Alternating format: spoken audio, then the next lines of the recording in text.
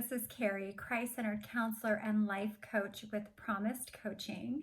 And today I'm going to talk to you guys about the narcissist art of projecting and personalizing.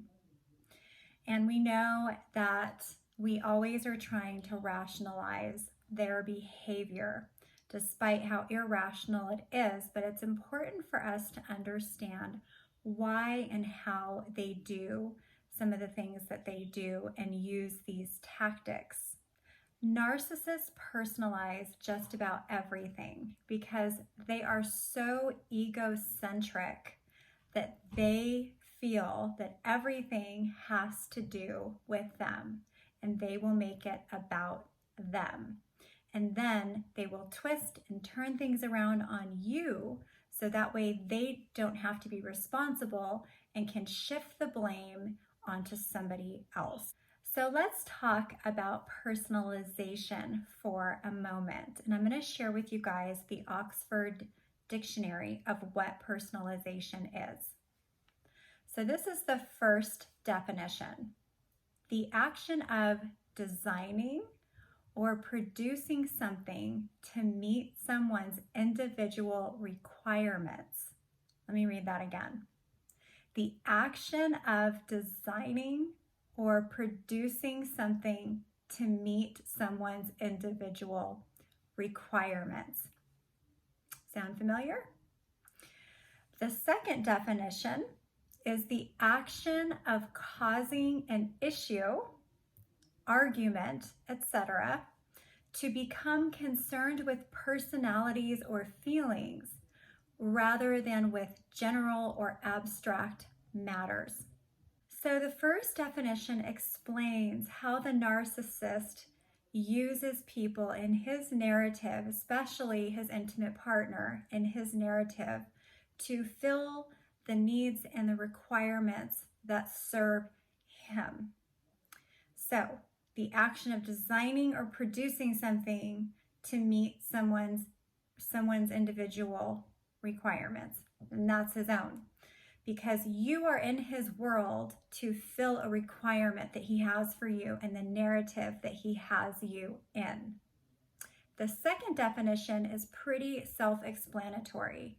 He often will create a problem within a problem because he does not want to deal with the problem at hand. They do not have problem-solving skills, so they create this word salad with you. They have you running in circles trying to figure out what he's trying to do. Like it says, they cause an issue, they cause an argument to become concerned with personalities or feelings. They provoke feelings and emotions out of people when they're addressed with a concern because they don't want to face it. They will oftentimes think that if you've said something or done something that they could find insulting, that you've meant it towards them. They take it as an insult on them, even if they had nothing to do with it, even if you were talking about somebody else, or if you were talking about a different situation. He will somehow personalize it, not be okay with it, cause an argument, cause an issue, and then you're just going in circles trying to accommodate this person in meeting his requirements again and again according to what serves him and only him. And you can never win with this person. Like, you're never going to reach the bar with them. You're not going to ever meet the requirements because they have this bottomless void that they're constantly trying to fill and utilizing everything, every external source, people and things around them to fill that void.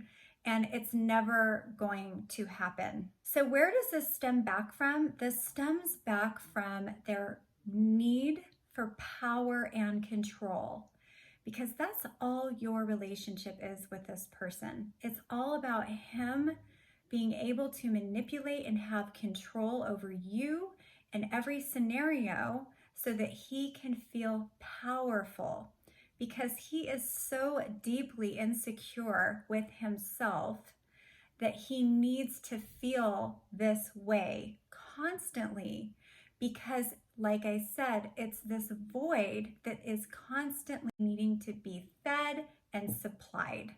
They have such an issue with responsibility that they always need to project and deflect all of their issues, all of their fears, all of their insecurities on to someone else. So they cannot face their own insecurities. They cannot face their own fears, their own issues. It has to be projected onto someone else all the time because they don't have the ability, or they just don't care to have the ability to look inward. So let's talk about some defining examples of what projection looks like. They may tell you that you have anger issues. They may tell you that you're vindictive, that you're selfish, that you can't forgive, because really, this is them. They can't do these things, or they won't do these things. And so what happens is they'll have an explosive episode, and then you'll have to set a boundary or implement a consequence for their behavior. And so because you've done this, they are going to be vindictive towards you. They are going to be angry with you. And because you've had to take a healthy step in setting a boundary to protect yourself and protect the relationship, you are going to be blamed and punished for this healthy action that you've taken, because you are responsible for everything that he does destructive and every consequence that comes along with his destructive behaviors, because he will not own it. He will not take responsibility for his behavior. Everybody else or someone else is responsible, and usually it's more than just the intimate partner. Usually your family is blamed, his family is blamed, his friends are blamed, his work is blamed, your work is blamed. Everybody else is responsible for his destructive behaviors. He will not take responsibility and full ownership of himself. Here's another classic one. They may accuse you of cheating, of looking at other men, of trying to get attention from other men, all while he is the one cheating. He is the one having inappropriate conversations with women, having a wandering eye, and all of the above. So again, you are going to be accused of everything that he is doing because of his insecurities. And guess what? When you confront him with what you've found out or learned about his inappropriate or betraying behavior, you are going to be blamed for being insecure. You're going to be accused of being insecure and having trust issues. And then he's going to tell you that you can't be trusted, all while he is the one betraying you and the one that can't be trusted. And not only this, even your good qualities and virtues are going to be used against you and projected in such a way for you to fill that narrative role that he has in his mind for you. And this is such a powerful manipulative tactic that they use, because it gets you to constantly be questioning your reality and questioning the truth of the situation, which is that this person is destructive, this person is harmful, this person is betraying everything foundational about the relationship when it comes to trust. If you're married, the marital covenant, and everything that you've tried to build with this person is completely sabotaged by him. But you're going to be responsible for that. You are ultimately his punching bag for all of his shame, for all of his guilt, because he does not want to look inward to see that those belong to him, and you are not responsible for those things. That shame belongs to him. The guilt belongs to him. It all belongs to him. but he does not want to own it. And the more submissive you become to him, and the more agreeable you are with him, and the more you change yourself to accommodate the requirements he has set for you, and that bar that he keeps raising that you're never going to reach, the more abusive he becomes. And that's why relationships with a narcissist become so dangerous, because no matter what you're doing to try and fill that person's void, to try and take all of the stuff off of their plate, all their shame, all their guilt, all this that you, as especially if you're codependent, feel that you need to be responsible for, they are still feeling voidant of what they feel that they need, which is power and control. And honestly, it's an evil demonic force, in my opinion, because they ultimately become their own God. And they do not live or love the way that our one true loving God does. And they are driven by an evil mindset, like an evil force that is continuously draining you of everything that you have, everything that you are, mentally, physically, spiritually.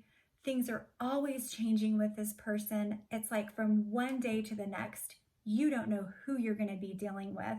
He has thoughts constantly changing about things that you agreed on, things, the direction that you thought you were headed in with this person. And the next day, all of that can go right out the window.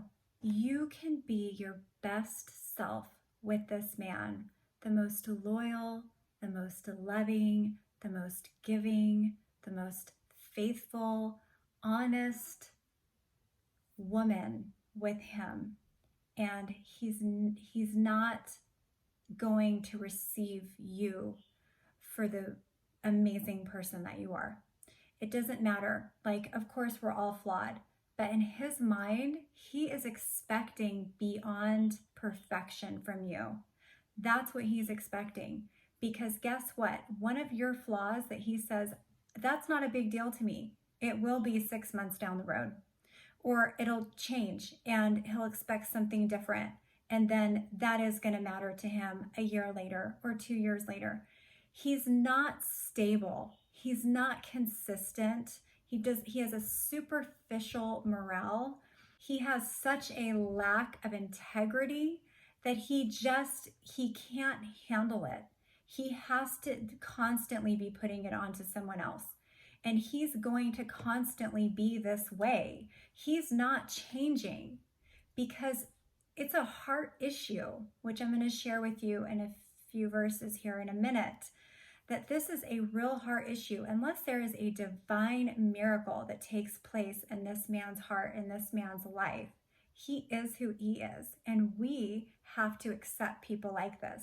If you're in an intimate relationship with someone like this, married to someone like this, you have to accept them for who they are. And I don't mean accept them in your life the way that they are, for who they are, but I mean accept that this is who they are and that they're not going to change.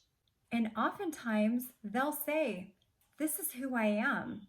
I'm not going to change, accept it or not. So you see right there, there's not a willingness to change. And they will tell you all day long, I know that I did this. I know that I did that.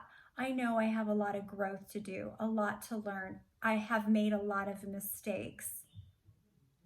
But if they actually cared, they would put in the work it takes to go through a long-term change process to not continue acting that way and to not continue betraying you and to not continue with the destructive, harmful behaviors over and over and over again. They would put in the work, and that is one of the hardest things that we have accepting as a victim of narcissistic abuse, is understanding that this person truly didn't love us the way that we thought they did.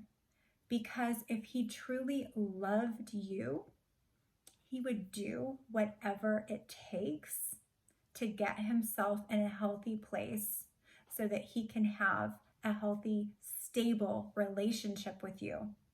But he's not willing to do that because in his mind, the world revolves around him. And unless you see things and agree with things the way that he sees them and the way that he wants you to see them, you are always going to have conflict with him. And let me please assure you, even if you do see things the way that he does to a degree, or are just being agreeable with him and living peaceably with him, it is not ever going to be enough to sustain a healthy environment with him. He is going to still continue being destructive. He's going to still continue being abusive and self-sabotaging the relationship and himself, because that is what he has trained himself to do for so long. You know, when we practice something, we get really good at what we're practicing, right? Well, they have practiced this behavior for so long that in order for it to change, they have to be willing to commit to a long-term change process.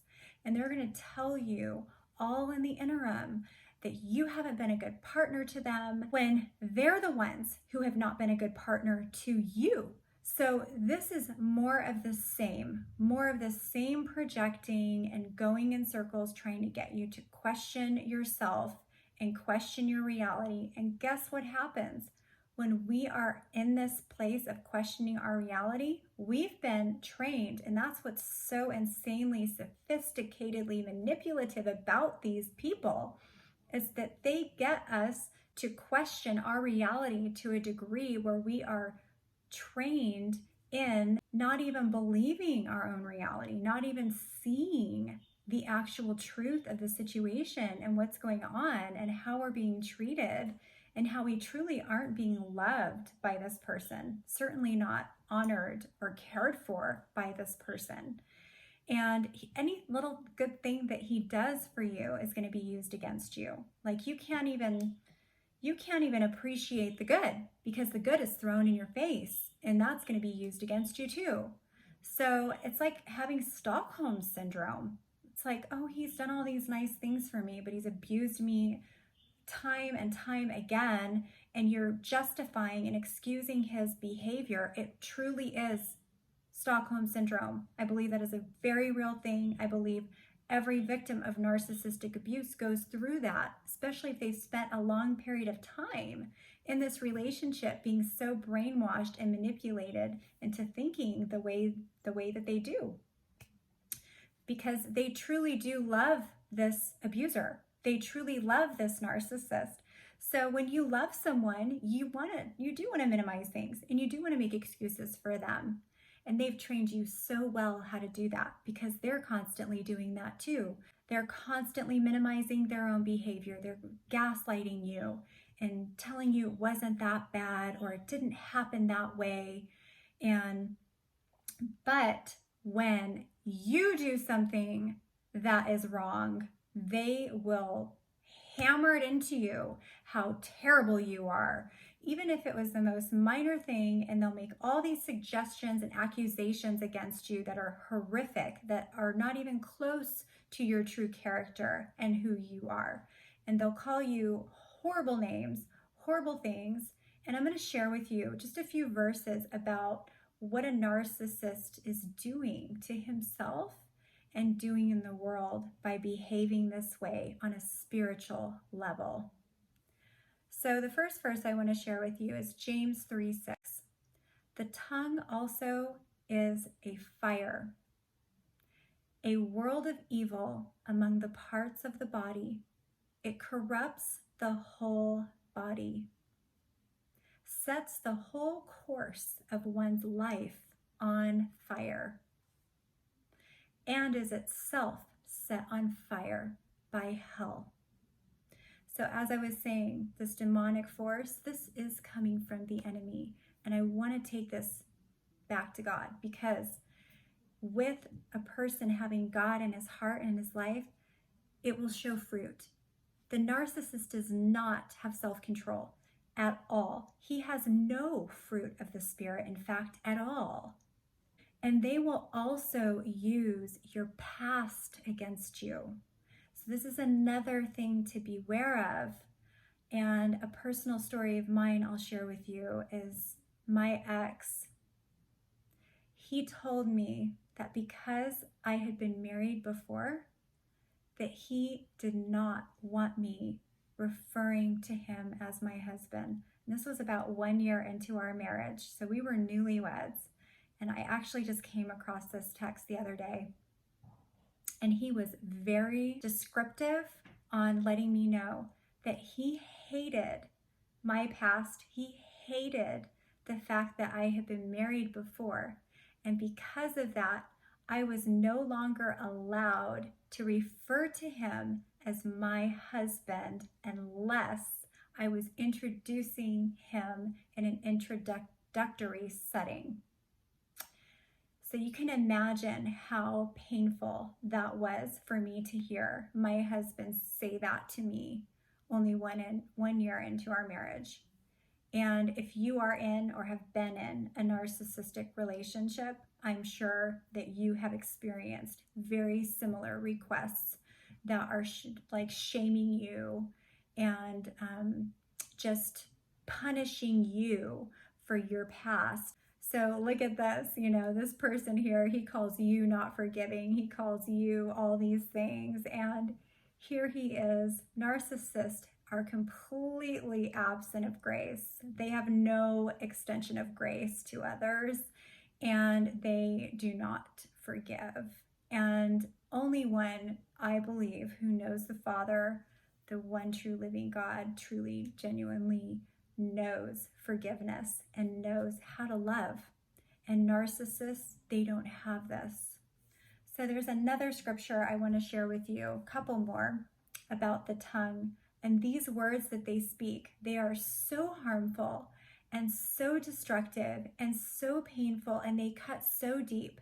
And I love how the word describes just the harm that the tongue causes, because narcissistic abusers are notorious for using their words as weapons.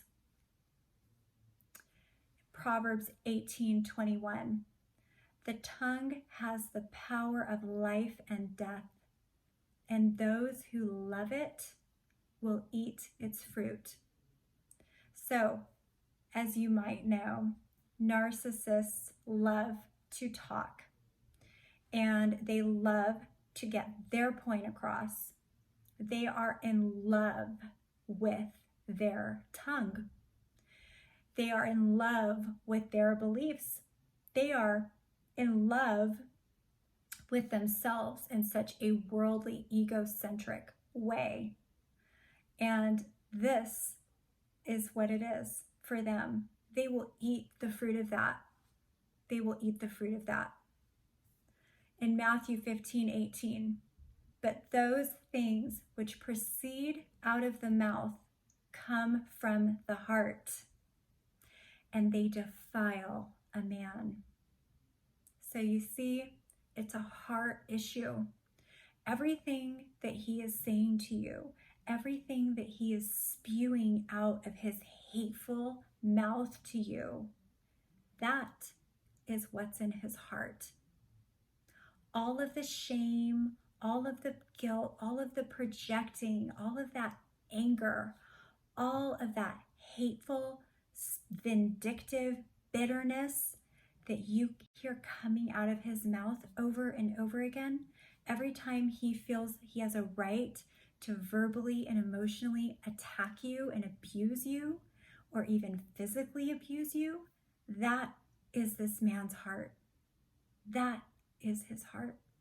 And unless he is willing to surrender his life over to God and commit to a change process, because When you are surrendered to the Holy Spirit, when you are surrendered to our Father, to Christ, it is always a change process that has to take place in our hearts, moving us forward and moving us closer, progressively closer towards God.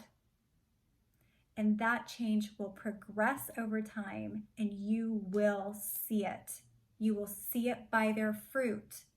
You will see it by the change in their actions, by the change in their behavior, and it will continue on in that direction, in that healthy direction. I hope this was helpful, and if you like my videos, please hit like, subscribe to my channel, and you'll get notified of new videos coming up. Take care.